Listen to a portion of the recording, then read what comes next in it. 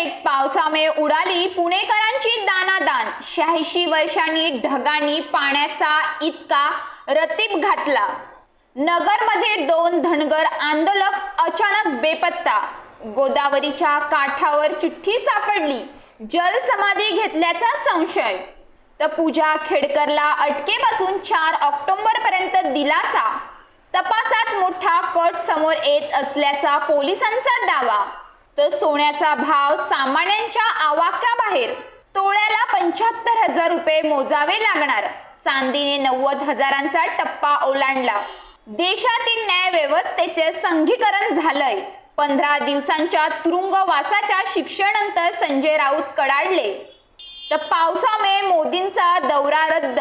पुणे मेट्रोच्या ऑनलाईन उद्घाटनाची आयोजकांकडून चाचपणी।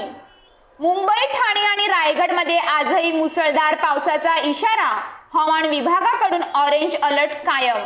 तर मुंबईमध्ये चाकूने हल्ला करून लुटणाऱ्या आरोपींना 12 तासात अटक। भांडूपमध्ये घराची भिंत कोसळून 3 जखमी। तर पुण्यामध्ये पिस्तूल बाळगणाऱ्या गुंडाला नदीपात्रात पकडले।